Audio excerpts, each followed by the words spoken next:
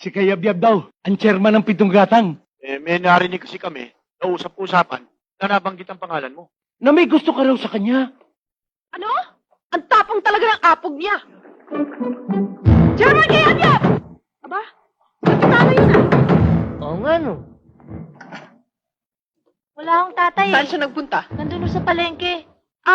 Nagdidilihensya ng ulam sa palengke. Naku, hindi mo magagawa ng itay yun. May inaayos lang ang gulo doon. Sa palengke ka mo? Salamat sa chairman. Sige.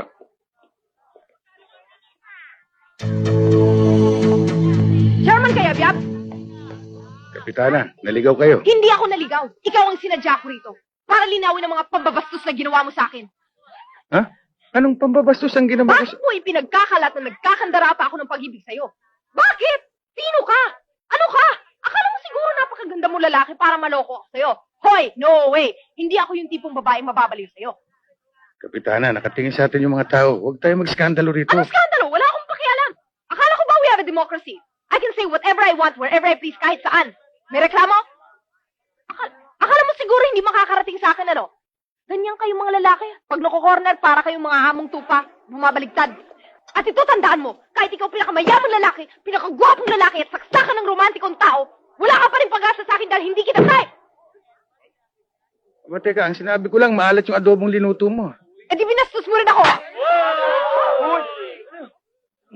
Ano? Ano?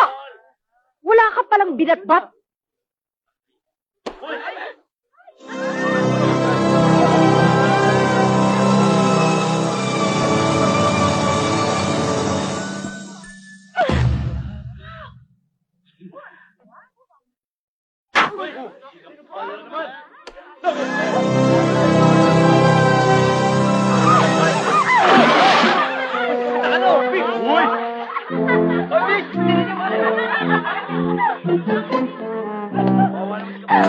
Anong ginawa sa'yo?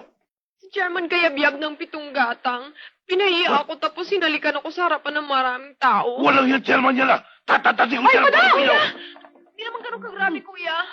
O, hindi pala eh. Ano minuloko mo dyan? Hindi niya kasi ginalang ang pagkababae ko. Pagkatapos niya akong pinahiya, tinulak ko na hulog tuloy ako sa isang banyerang isang lansa pa naman. Ah, talaga binatot ka dyan? Hindi naman ganun kasakit, kuya. Natataka ako. Sige! Sige! Magtapak-tapakan ka! Kapag nakapatay ka ng tao, makukulong ka ng habang buhay! Chang, ilang taon ho ba yung habang buhay? Kung anong tagal ng buhay mo! Alam mo ba? Alam mo ba? Ano? Kung ano yung pinakakain sa preso? Ano nga ho eh? Kinis ang munggo at saka ulo ng tuyo!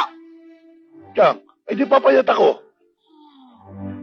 Ikaw naman, halik lamang pala eh. Nakukuha sa panigo yun. Eh kung tuwing magkikita kami, halikan ako ng halikan. Abay talagang dapat patayin yan. Tama na. Tama na nga yan. Okay oh. Anong ginagawa niyo dyan? Eh, kailangan namin ng gulok. Bibiyakin namin to eh. O ikaw. Ikaw na magbiyak ng niyog. At pagkatapos, kurin mo. Oo, Chang. Talagang kuyo mo? Bobo.